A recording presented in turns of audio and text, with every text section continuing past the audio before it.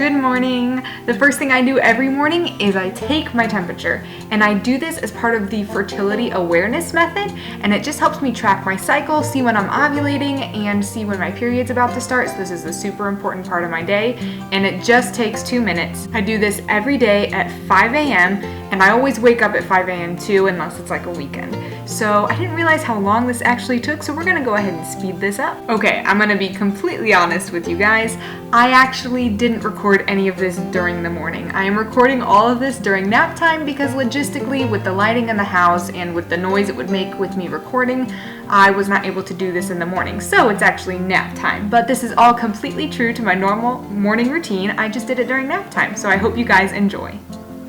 When I am done taking my temperature, I will read it and then record it in my chart later when I get downstairs. Then I will sneak out of bed as quietly as I can because my husband is still sleeping and so are my kids. And I usually just throw on some leggings and a t-shirt, and I will head downstairs and get started on my morning yoga. If you guys have watched any of my videos in the past, you'll know that I actually do yoga with Adrienne videos. She is a YouTuber yoga instructor and she is amazing. What I really love about her videos is that she kind of leaves it up to you how much you want to get into the more spiritual side of yoga, while at the same time really connecting the movements we're doing with our body and with our breath. So it's up to me if I want to go more, I guess, spiritually in depth, but I always will get a really good stretch or some good strengthening and some really good exercises. And her personality is so fun and so light, it makes it a really great way to start my day. So I try to do a video every single day. And she actually makes calendars, so if you go to her YouTube channel, which I will link in the comment section below, you can find like a playlist for each month. So I just do whatever video she selected for October 28th, and then I already have a video and I don't have to like worry about picking them out. But they're really well titled as well, so if I want to, I can find something that really fits me. If I've been having lower back pain, there are a bunch of lower back pain videos that she'd made. So it's really up to you what you want to do and how much you want to go into it, but at the very least, you can get a really great stretch with these videos. The video that I'm actually doing today is called Balancing Flow, so there will be some slight balancing postures in it, and honestly, I'm not the best at them, but I really enjoy doing them. I think it helps connect my brain to my body a little bit more, and then I can practice my strength and my balance as well. Once this video gets going, it got to be kind of a workout. Once the vinyasa or the flow started moving, I really started to sweat and get my heart rate up, which is awesome because I really don't do much cardio anymore. I used to do that in the morning, but if I can find videos that give me the stretching and the strengthening and a little bit of cardio, then I am very happy.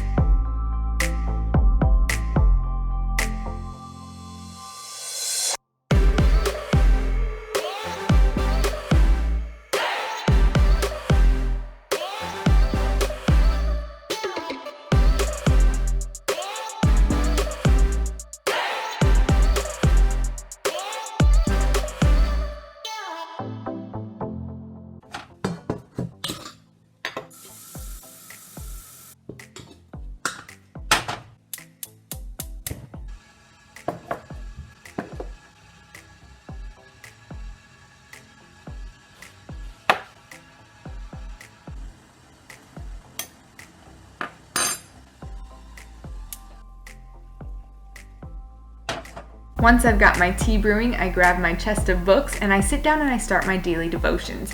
My devotions are based around scripture writing, which is literally just writing scripture.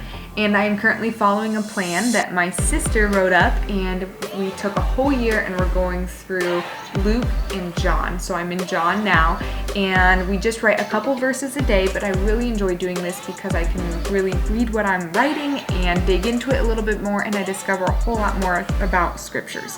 I actually use my Spanish Bible to do this so that as I'm writing, I'm translating from Spanish to English, which really helps my Spanish. I can keep up with it a little bit better, but then it also gives me a really different perspective because sometimes the Spanish translation is quite a bit different than the English translation. I use my red pen to write the words of Jesus, and then I just go back to my black pen for everything else. I enjoy doing this because when I go back and read through this, then I can clearly see the words of Jesus just like I would in a red letter Bible.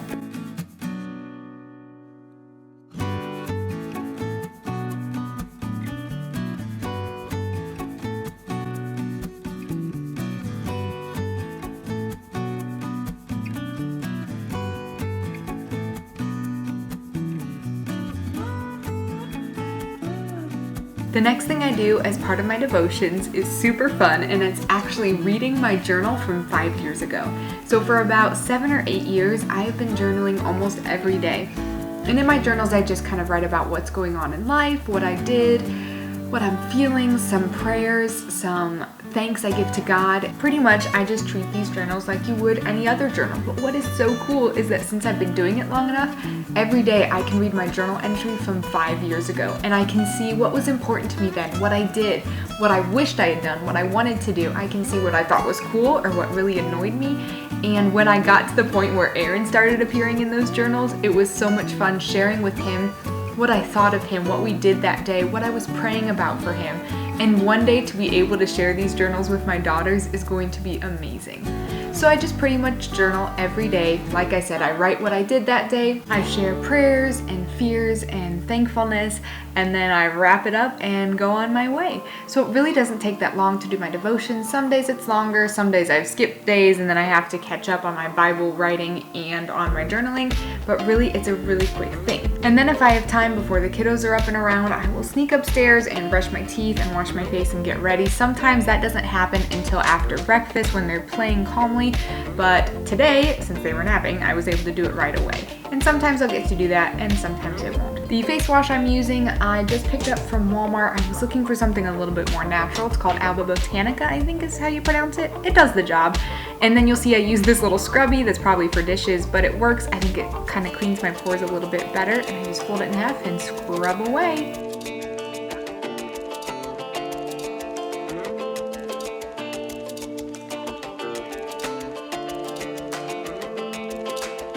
The next thing I use is a toner that I made myself. I put it on the scrubby that my sister crocheted, and the toner is just aloe and witch hazel, about 50-50%. I just rub that on, and then I'll use this moisturizer that again was something a little bit more natural from Neutrogena, and I like it, but oh man, you hardly use any of it. Really, a little goes a long way. So I get all that done, and then I will take my hair down, and normally I will maybe do a refresh with some water and a little bit of product, but I knew I was going to wash my hair later this evening, so I just kind of ran my fingers through it and hoped that it would turn out okay. Then I will head off to my bedroom as quietly as I can and get dressed. The last thing I do as part of my morning routine is actually putting on some jewelry. It's a really simple thing that can help me feel put together and make me a little bit more confident in my day, and I just enjoy doing it. I hope you guys enjoyed this video. Thank you so much for watching. Please give me a thumbs up and consider subscribing if you want to see more videos about me and my journey with motherhood.